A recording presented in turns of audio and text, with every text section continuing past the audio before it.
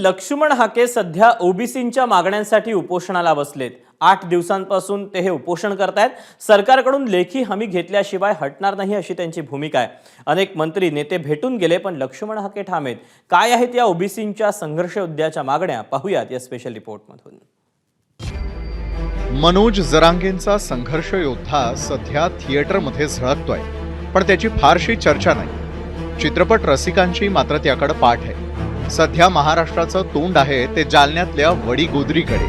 इथे ओबीसींचा संघर्ष योद्धा बनलेल्या हाकेंचं उपोषण सुरू आहे। त्यांच्या सोबतीला आहेत समता परिषदेचे नवनाथ वाघमारे।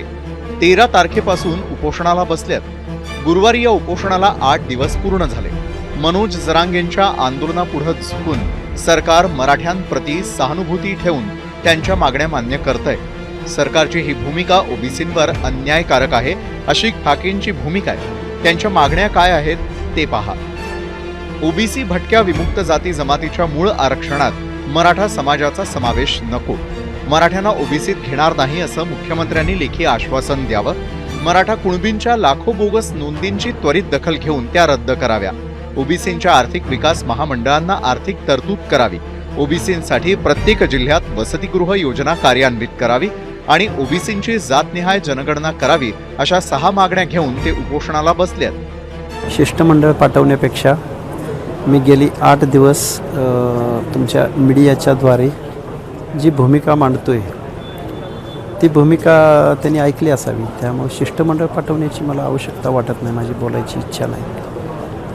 दोन प्रश्न विचारलेले आहेत मी। त्या 2 प्रश्नांचं उत्तर समर्पक असं मुख्यमंत्री मायबाप सरकारनं आणि राज्यपालांच्या सहीनं माझ्याकडे यावं। मी साध्या तहसीलदारकडून सुद्धा मी माझं उपोषण सोडायला तयार आहे। हाकेंच्या उपोषणाकडे सरकारचं दुर्लक्ष झालं नाही। 4-5व्या दिवशी सरकारनं शिष्टमंडळ पाठवून गणेश हाकेंना उपोषण मागे घेण्याची विनंती केली। इतकंच नाही तर मुख्यमंत्र्यांसोबत चर्चेला शिष्टमंडळ पाठवा असंही सुचवलं।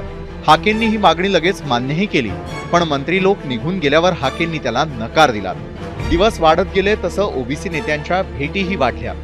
शंभूराज देसाई, संदीपान भुमरे, धनंजय मुंडे हे सरकारमधले मंत्री, पंकजा मुंडे, विजय वडेट्टीवार, चंद्रकांत खैरे हे ओबीसी नेते आणि दलित नेते प्रकाश आंबेडकर यांनी गणेश हाकेंची भेट घेऊन त्यांच्याशी चर्चा केली। पवार गटाचे खासदार निलेश लंकेही जाऊन आले।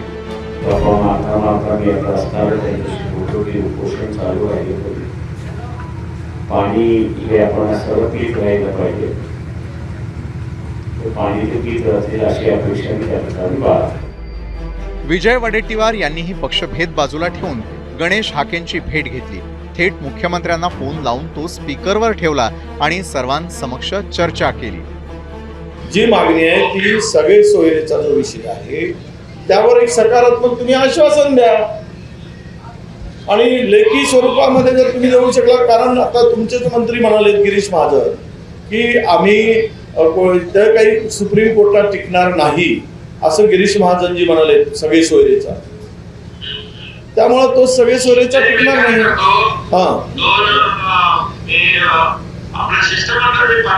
उपोषण करतोय, काय करायचं?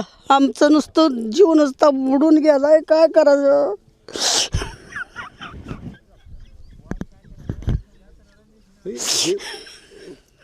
काय बोलणं झालंय तुमचं?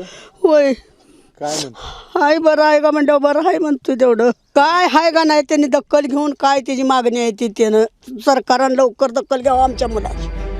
मराठा आरक्षणाचं आंदोलन तीव्र होऊन सरकारनं मराठ्यांना पुन्हा आरक्षण दिलंय, पण ते कोर्टाच्या कसोटीवर टिकेपर्यंत त्याचं काही खरं नाही। त्याहीपेक्षा मनोज जरांगेंच्या मागण्या वेगळ्या आहेत। हे वेगळेपणच ओबीसी नेत्यांना धोक्याचं वाटतंय।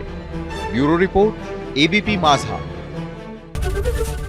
एबीपी माझा, उघडा डोळे बघा नीट।